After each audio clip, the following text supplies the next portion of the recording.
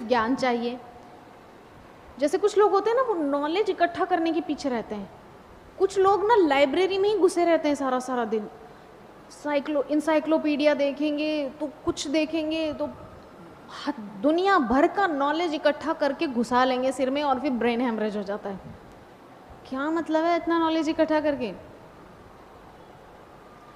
तो बहुत सारे लोगों की आदत होती है, वो नोट्स बनाएंगे, पूरा लाइब्रेरी में घंटों बैठे रहेंगे, ये इससे अच्छा ऐसे नोट्स बनाएंगे।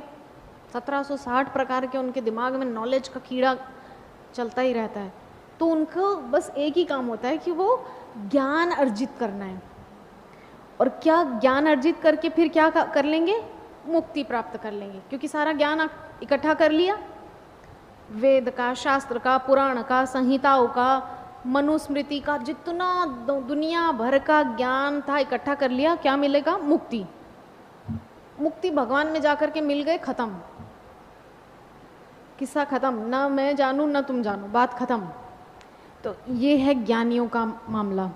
अब इससे आगे कह रहे हैं कि सकाम कर्मी से भी योगी बड़ा होता है। सकाम कर्मी तो अभी समझ ही चुके हैं। सकाम कर्मी मतलब वो कुछ भी करता है उसका मोटिव एक ही होता है, मैं अपनी इंद्रियों को तुष्ट करूं, बस। एकमात्र अपनी इंद्रियों की तुष्टि के लिए वो कर्म करता है। हम सभी देखते ही हैं, बाकी दुनिया में लोग जो कर्मी लोग होते हैं वो क्या करते हैं? वो सुबह उठते हैं, नहाना धोना तो चलो वो 10-11 बजे तक होगा। इतनी जल्दी नहाता कौन है? जल्दी शेर जल्दी नहीं नहाता, शेर तो नहाता ही नहीं है पहली बात। तो नहाना धोना है नहीं, सुबह उठते हैं, जाते हैं शौच क्रिया करने, हाथ मुंह धोया और आकर सीधा डाइनिंग टेबल पे, और कुकिंग करते करते भी वहीं खा लेते हैं। भगवान तो उनके जीवन में पिक्चर में ही नहीं है। भगवान नाम की चिड़िया क्या है वो जानते ही नहीं है। ऐसे लोगों को कर्मी कहा जाता है।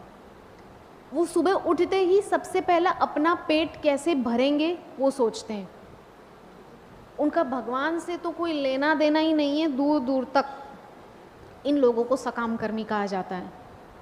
उठते हैं, नहाते धोते नहीं है, सीधा खाने बैठ जाते हैं, फिर 10-11 बजे तक नहाएंगे, फिर चले जाएंगे ऑफिस, गधे की तरह मेहनत करेंगे, परिवार के साथ शाम को आएंगे, समय बिताएंगे, सो जाएंगे। भगवान कहाँ है?